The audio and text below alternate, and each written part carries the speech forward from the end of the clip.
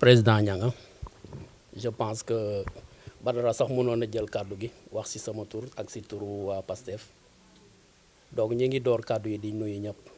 vraiment li ñuy wax mooy ànd bi rafet na donc lépp lu ñuy def dañ koy yëgalante bu Pastef bu xewalee dara day woo avenir Sénégal bi ñu bëgg Sénégal avenir bi ñu bëgg aussi même chose donc loolu day wane que nous avons une collaboration franche te noonu la war a demee donc loolu dafa wàcc ba ci li ñuy wax nawetaan yi aussi donc moo tax bi ma Badara Mbaye woowee ni ma vraiment bëggoon na waa Pastef teewee ci super coupe bi man ko loolu moom du sax lu ñuy xalaat on fera une délégation ñëw accompagner la parce que au-delà de la politique ñun ngaay la ñu dëkk ngaay la ñu am te lépp loo xam ni ngaay daf ko xewle war noonu mën a teew bu dul sax affaire u nawetaan donc au-delà de nawetaan yi war noonu mën teew ci bépp événement boo xam ne mi ngi xew ci ngaay. Les quelques mots que je voudrais placer, c'est peut-être remercier d'abord deux personnes, Badara Mbaye et Pape Thiam Kaba, qui ont su décrocher d'abord l'audience avec Cheikh Badiane, qui n'a mis aucun protocole pour nous recevoir. Ci mbedd mi la ko Pape Thiam Kar ni ko doon soxla audience mu ni demain vous venez à 15h. Et quand on est venu à 17h, Badara ni ko sa gars yi ñëw nañ boobu il était épuisé, fatigué. Il a dit je vous reçois tout de suite, on discute. On a discuté, il a accepté séance tenante le parrainage pour dire que amul woon benn protocole et tout ça grâce à Badara et Pape Thiam. Donc ñu leen ci remercier waat di leen sant bu baax di leen gërëm di ko remercier moom nag parce que véritablement comme ni ma il n'a mis aucune difficulté wala aucun protocole pour accepter wala pour nous recevoir. waaw di wax aussi vraiment Cheikh dafa def rek li ko war parce que moom aussi ni Lamine nekk produit nawetaan ña nga nekk ko doyen Cheikh jiite nekk ko moom noonu la nekkee produit nawetaan nekkoon ci keppaaru Abdou Seye ak doyen Youssou Mbow nekkoon ci ñoom bokk ci mouvement associatif football nawetaan donc tey buñ ko joxee cër bi daf cee def rek li nga xam daf ko cee war a def jàpp naa ni nee na li ko gënaloon dafa nekk Genève nii mais bu amoon li ko gënal mooy tey bis bi da ko fiy fekk parce que bis bi ñëpp xam na ni bisu feet la te man jàpp naa ni caade gi ak tongoor mais bokk la ci équipe yi gën a fair play ci ngaay te loolu jàpp naa ni ngoon final bi feet lay doon mënu ko weesu et yéen aussi Mouhamed da ko wax da ngeen am sas parce que seen nawle yi li ñu wax fële man ma dégg ko su demee ba kenn ci ñoom jël kaddu ni moom jàpp na ni xëy na ñoom ñoo nekk seen champion seen zone mais tey jàpp na ni bu fekkoon dañ doon wax au niveau communal ban mooy meilleur ASC day wax ASC Tongoor kon nag loolu bu la ko nit demee ba wax la ko jàpp naa ni teraanga la te loolu da ngeen leen ko war a delloo donc ñuy ñaan ngoon daal final bi nekk feet ki yàlla jox ndam jox na ko ba pare kenn mënu ko dindi donc nañ jàpp ni final la et di wax ni seen pare aussi nee na lépp loo xam ni jeunesse bi soxla na ko par rapport ak li nga xam ni da koy yóbbu ci kanam moom pare na pour accompagner leen et je crois que président ñanga bu Cheikh ñëwee war ngeen a mën a daje au delà nawetaan yi ngeen xool effectivement ci année scolaire yan activité ngeen mën a développer pour vraiment te xam naa ni yooyu am ngeen ci ay xalaat. Merci président Lamine Niang merci beaucoup président Nianga Mbow merci beaucoup représentant du parrain merci beaucoup coordonnateur Pastef muy Ousmane Sarr. di nuyu nag di kontaan ci parrain bi comme ni ko ñëpp waxee rek muy Cheikh Badiane man mbiru ma ko bu baax mën naa ni sax mosuma koo gis waaye tey def na jëf joo xam ni laaj na ñu gis ko laaj na ñu xam ko parce que nit ki bu la defalee taranga joo xam ni président Lamine Niang jooy na ko fu ne sottiwul mu dem ba nar a découragé daal ni ñanga yéen kat xool leen noo leen di def parce que man wax dëgg yàlla ña ma waxoon ñëpp nanguwuñu ñanga gis xaritam gis grand frère am muy Badara Mbaye mii waxtaan ci ak moom ñu dem seeti le doyen Cheikh Badiane mu accepté ko avec plaisir dans un temps record jox leen 500 000 francs 2 aides de maillot benn trophée ak 2 ballons loolu nekk na loo xam ni c'est pas évident nekk na loo xam ni lu rëy ci mouvement nawetaan la Badara gannaaw bi da nga ko xamal ni li mu def nii dafa rëy ñoo ngi ko ci sant ñoo ngi ko ciy gërëm te di ko xamal ni nag incha allah rabbi xaw ma lu mu bëgg ci àdduna xaw ma lu mu bëgg ci ngaay mais mouvement bi ci turu ODCAV ci turu président de l'ODCAV Lamine Niang ñoo ngi koy ñaan yàlla yal na atteindre ay objectif am di nuyu tamit aussi ñi nga xam ne ñoo gunge parrain bi muy waa Pastef Ousmane Sarr jiite ko ànd koog délégation bii donc di leen remercier parce que tamit yéen waa Pastef yéen la yàlla jox réew mi yéen la yàlla jox Sénégal te ñu ñëpp ay sénégalais lañ ñoo ngi leen di tallal loxo tamit aussi ngeen dugal seen loxo ci mouvement bi ngeen dugal seen loxo ci bépp activité boo xam ni activité de développement la bépp activité boo xam ni avec activité de mouvement associatif la parce que tamit aussi vous êtes appelés à approcher la jeunesse. nga Mbow Badou Mbaye ñu ngi lay nuyu ndax tey jii dama ni li nga xam ni yëngu lépp yow la comme ni ko ñanga waxe comme ni ko président Lamine waxe comme ni ko Mohamed Thiam waxe comme ni ko ñëpp waxe Modou Diop ñu ngi lay nuyu waaye dama wax ni dama fay fekk sama rak ñu présenté ma ko mu yàgg lool sama digganteeg moom boobu ba léegi fu ma fekk mu jox ma cër bu mat sëkk te cër boobu mu ma jox di ko dox sama digganteeg moom amal ma solo lool kooku kana Ibrahima di président Tongoor tey bind fiit li nga xam ni histoire lay doon incha allah lii archive lay doon incha allah lii dootu fi jug incha allah ndax nag li nga def ci Tongoor ñaari coupe tegale ko ci at mi ren defe naa ni musu fee am kon bi la yàlla joxee loolu li ko waral bir na nuy sa respect ci ku manti doon ak sa jom ak sa ngor ak sa fulla mooy li la ko may di la ñaanalit tey jii fii ñu jëm que le meilleur gagne ndax loolu lañ war a ñaan ndax lépp ngaay la. nuyuwaat mbooloo mi di amaat sentiment de satisfaction et de fierté di fi ñëwaat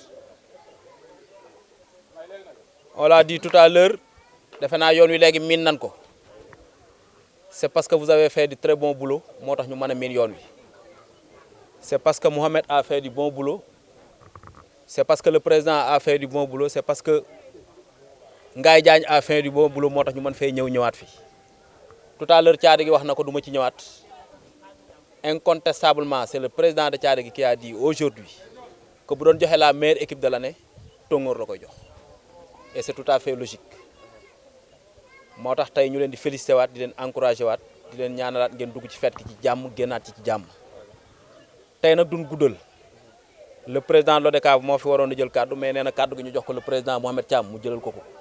mais avant boobu on va donner la parole au président de Tongoor comme ni mu ko daan defee mu sànni ci ay kaddu leneen liñ ci yokk aussi on est accompagné de Badara Mbaye représentant le parrain Badara Mbaye defe naa ku ko xam ni c'est un sportif dans le sang le premier match bi ñu joué ci stade bi il a eu la chance de le jouer en 89 avec le feu le défunt Sidi Gueye defe naa boobu Sidi Gueye moo njëkkoon a dugal dóor Lebu gi 2-0 ou 2-1 je crois Badara ensuite ñëw na ba nekk entraîneur Lebu gi président Lebu gi et cetera donc tey bu représenté parrain bi il est dans son milieu et il a facilité en un temps record en moins d'une semaine il a su décrocher un parrain pour nous et pour lui moo tax il faut ñu remercier waat ko santaat ko gërëm ko. Asalaamaaleykum bon ñi ngi commencé suñu nuyoo di ko commencé si le président de l'ODCAV notre père notre grand frère monsieur Lamine Niang bon di ko jox nuyoo bi mu jàllale ko avec toute sa délégation ici présent bon di nuyu encore notre frère Alioune Badara bi nga xam ne moom moo fi représenté le parrain bon je peux dire qu'il est un frère di nuyu gis naa fi yeneen tête aussi yoo xam ne mën naa leen lim comme mon père là qui est ici présent père Djité Cheikh Djité di nuyu délégation bi yëpp bon li ma waxoon la fois passée moom laay waxaat concernant par rapport ak li ma waxoon ci président Mohamed Thiam loolu laay waxaat ci suñu papa Lamine Niang rek parce que je sais que ni final bi mën naa ne moom moo ko organisé donc te ñëpp xam nañ moom fi mu nekk Ngaye Diagne la dëkk donc lii li ma leen waxoon la fois passée bi nga xam ne moom la équipe bi yëpp wax mooy même cette finale là ñun en même temps ASC Tongoor ñoo koy organisé waat tey jii bu defaroo ASC Tongoor moom moo ko defar bu yàqoo aussi tamit ASC Tongoor mën naa ni moom moo ko yàq. si comme ni ñu ko waxee ci tournée bi ñu doon def ñoo ngi félicité Badara moom aussi bi mu ñëwee boole ñu ci délégation bi au nom du PASTEF parce que ñun ak ñoom ñoo bokk liggéey bi Cheikh Badiane nekk sama xarit ñu bokkoon classe Badara rappelé na ko donc man su ma ñëwee bokk ci délégation bi ñaari casquette laa fi ñëwee muy casquettu délégation politique bi ak casquettu sama xarit Cheikh Badiane nga xam ni bien avant chaque fois ñu ngi déggoo ñoo bokk sax groupe am nañu benn groupe WhatsApp boo xam ne ça a duré des années donc ci casquette yooyu laa fi ñëwee léegi nag may ñaan par exemple fi ñu jaar yëpp équipe yi lu mel ni Tongoor caada gi ñoom nee nañu yéen yéenay meilleure équipe donc loolu ñoom ñoo ko waxal seen bopp ñuy ñaan kon léegi fair play bi nga xam ne moom nañ ciy xool mu am parce que loolu rek mooy nawetaan ñu ñëpp waa Ngaye lañu. C'est Tchadagui qui a été au début, au milieu, à la fin de cette organisation de la Supercoupe. maa ngi nuyu président Idi. Il dit que en 2019 c'était 75%, mais en 2024 c'est 100% Tchadagui. Pour l'histoire, je rappelle que biñ tolloo ci quart de finale la ma ngóor si commencé taxaw naan ma Supercoupe ma ne ko xaaral ba génn ci mu ne ma non de toute façon même bu ma ci génnul je veux qu'on joue la Supercoupe parce que c'est une excellente initiative ma ne ko baax na je prends note. Keroog bi deuxième finale bi amee Ndiaga envoyé na ma message bi ma defee statut ni ma Supercoupe j'ai fait exprès faale wu ma ko j'ai pas répondu au message. Pourquoi? Parce que c'est vrai que c'est une excellente initiative que l'ODCAV organise, mais quand on dit l'ODCAV à Mékhé, c'est Nianga Mbow, c'est Mohamed Thiam, c'est les deux présidents de zone man sama yoon nekku ci et j'en veux pour preuve parrain bi Nianga Mbow moo ko démarché ak Mohamed Thiam man sama yoon nekku ci keroog bi nga ma wooyee bi nga may mujjee woo j'étais à Noto pour les besoins des phases départementales loolu laa ko wax ma ne ko 27 zones dans le département de Tivaouane se sont réunies pour dire Lamine Niang yow lañ dénk ODCAV ma ne ko aujourd'hui moi mon souci c'est la finale départementale mais c'est pas ay Supercoupe waa Tongoor woo ma ne ma président ñun dañoo dégg affaire Supercoupe comprendre ñu waa Tchad gi ñoo ñu wax te ñun kenn waxuñu ci dara dañ doon hésiter sax dinañ football wala duñ football je leur dis c'est moi qui organise la Super ñun ma ñun loolu xamuñu ko woon donc vraiment on recule on viendra jouer dans le fair play pour dire ce bel esprit de sportivité qui prédomine déjà te àggaguñ ci compétition bi. Donc comme ni ko Idi waxee am nañ yaakaar ni kii nga xamante Tchad gi nga xam ni depuis quart de finale mi ngi wax Supercoupe Tongoor wax ñoom comprendre ñoon xamuñu lu xew ñu expliquer leen ni c'est l'ODCAV qui organise ñoom tamit ñu arrière ak tamit li mu fi wax ci seen parcours ñaari ASC yooyu am nañ yaakaar ni kon tey on aura une très belle finale on aura une grande finale. Il y a quelqu'un qui m'a taquiné naan ma c'est la finale des villageois. Alors et dans ce sens comme j'ai dit maa ngi féliciter ak remercier Nianga Mbow ak Mohamed Thiam ñi nga xamante ni seen loxo laa ko tegoon parce que la ma yoroon diis na ma décentraliser jox leen en moins d'une semaine parce que ba keroog bi nga may woo on n'avait pas finalisé en moins d'une semaine on a pu décrocher un parrain qui a été à la hauteur parce que man j'avais dit à mes émissaires que Supercoupe la cahier de charge bu mu diis nu mu gën a oyofee rek baax na parce que les ASC vont comprendre c'est un seul match c'est un seul match bokkul ak zonal nga xam ni compétition wala parcours bu doy waar wala coupe mais kii benn match te match de gala la pratiquement on peut même dire que c'est pas officiel on peut même dire que est-ce que su amoon réserve sax qui est habilité et cetera mais loolu yëpp bu ñu ko tegee fee on a dit que c'est une excellente initiative parce que fa mu jógee la initiative en 2019 il y avait des difficultés sur le plan administratif ñu ni ñii kat nañ leen tegal li bañ ko defee mu rafet te lu rafet lu am rafet bu amul woon mu ñaaw loolu la mag ñu baax ñi di wax. di wax ni da ngeen baax rek Lamine di remercier Cheikh Badiane mais liñ ko lebal loolu lay fay. Parce que tey ni nga ko waxee doyen Abdou Seye ak doyen Youssou lépp lu nekk Cheikh Badiane ci mouvement associatif ñoom ñoo ko def ci moom tey su demee ba mën a egg ci yenn sphères yi c'est parce que il a été très bien encadré par des gens yoo xam ni ay références lañ ci biir Ngaye et je crois que man aussi sama devoir rek laa def parce que damaa jàpp ni ma ci mën a waxee jàpp ci noonu la ci ña nga mën a waxee jàpp ci et pour vous dire que bi ma ko Cheikh waxee si guddi gi ña nga woo ma ñu waxtaan ci Pape Thiam woo ma mën naa ni li ngeen ma waxoon ma wax ko le surlendemain lépp fekk na mu nekk déjà sur place et je crois que suñ ko laajoon plus sax mënoon na ko def parce que nawetaanu Ngaye jar na ko donc tey nag dama ñëw ci renaissance ci caada gi di wax ni ñoom dañu am chance bi ñu am mooy dañu am ay dirigeants yu baax yu xam sport yu xam football mais am vécu am jaar-jaar muy Idi muy Pape Massar muy Ndiaga muy ñeneen ñi nga xam ñoom ñooy gravité autour de l'ASC donc ñuy ñaan rek comme ni ko parrain bi waxee moom président nee na pare na pour accompagner la jeunesse surtout mouvement associatif ci lépp loo xam ni vraiment yéen a ngi koy yëngal.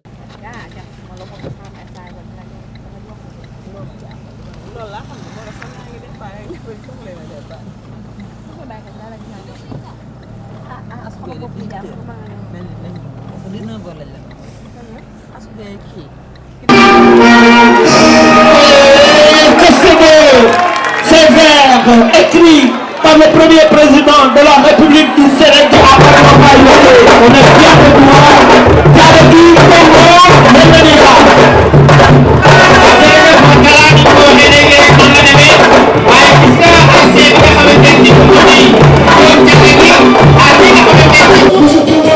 Voilà, merci beaucoup. Après vraiment bi ñu délivrer benn message ci ñi nga xam ne ñoom ñoo organisé tey muy le département parce que tey ñëpp xam na ni final super coupe ñu ñëw nag teewal fi ki nga xam ne moom mooy le parrain Cheikh Badiane di PCA bu SONES nekk koo xam ne vraiment compagnonnage am ak ki nga xam ni moom mooy docteur Cheikh Tidiane Dièye kenn dootu ko nattable donc ñu koy sant bu baax di ko gërëm ci li nga xam ne vraiment def na ko pour la jeunesse ci message bi nga xam ne waxoon nañu joxe ko bi ñu ñëwee joxe nañ ko muy d'abord def na une de prière dédié ko les tirailleurs sénégalais ndax ñëpp xam na ni tey le 1er décembre dañ doon commémorer massacre bi nga xam ne amoon na fële ci Thiaroye ginnaaw loolu nag Cheikh nekku fii dafa nekk mission envoyé ñu pour ñu délivrer ko benn message boo xam ni ci lañ bëgg a ñëw nii message du parrain donc aux finalistes de la Super Coupe et à la jeunesse sportive de Mékhé. Je tiens tout d'abord à adresser mes vifs remerciements aux organisateurs de la finale de la Super Coupe pour m'avoir désigné comme parrain de cet important événement. La finale de ce soir est une belle fête qui réunit deux des plus grandes équipes de notre ville et c'est un honneur d'y participer. Notre soutien à cet événement se fonde d'une part sur l'idée qu'il s'agit d'une part de la jeunesse de Mékhé qui constitue un segment important de l'avenir de notre ville et d'autre part du fait qu'il s'agit du sport, plus particulièrement du football, qui, bien utilisé, peut être un formidable vecteur de développement personnel, mais aussi de développement économique et social. En effet, cette finale ne doit pas simplement s'arrêter à la confrontation sur le terrain, le temps d'un match ou celui de la célébration de la victoire par l'une des équipes à la fin de la partie. Il s'agit aussi d'un moment important pour encourager notre jeunesse et lui rappeler l'importance du sport dans la vie comme formidable vecteur de développement. Le sport est une école qui vous enseigne des valeurs fondamentales telles que la discipline, le travail d'équipe et le respect. À travers le sport, vous apprenez à surmonter les obstacles, à persévérer face à l'adversité et à célébrer les victoires tout en acceptant les défaites. Ces expériences sont essentielles pour préparer chacun d'entre vous et à assumer d'autres responsabilités dans la vie, que ce soit dans vos études, votre future carrière ou dans la société. Parce que le sport permet de cultiver chez la jeunesse des vertus telles que la persévérance dans l'effort soutenu, le travail d'équipe, le fair play et tant d'autres. Il est formidable école de la vie qui vous prépare à assumer des missions au service de notre pays. C'est pour toutes ces raisons que nous avons accepté avec plaisir de parrainer cet événement à l'endroit de vos responsables et dirigeants. Je vous adresse mes chaleureuses félicitations pour cette belle fête. Comme le savez, un bon leadership est essentiel pour transformer durablement les comportements de notre jeunesse. Il est donc crucial d'avoir des dirigeants et un encadrement vertueux qui servent de modèle. En effet, les leaders, par leur intégrité et leur engagement, peuvent inspirer et guider la jeunesse vers des choix éclairés et responsables. Vous êtes des exemples sur lesquels les jeunes peuvent s'appuyer pour bâtir un avenir meilleur.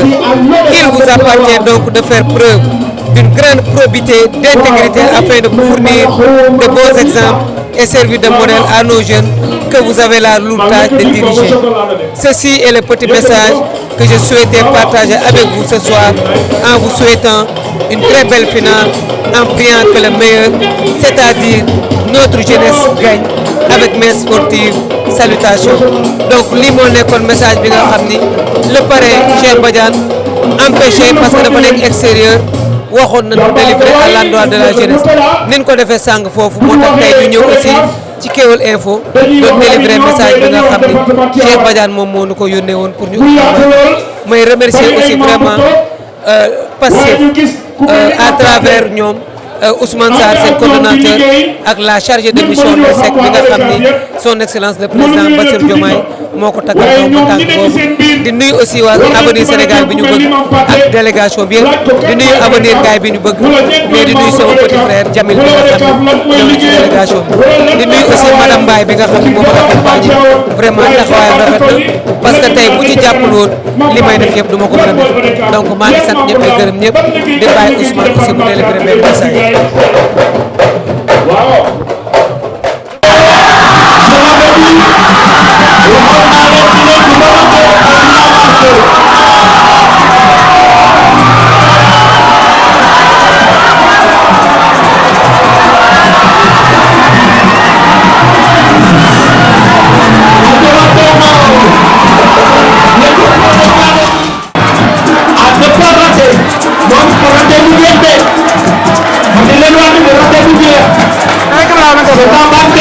Gracias.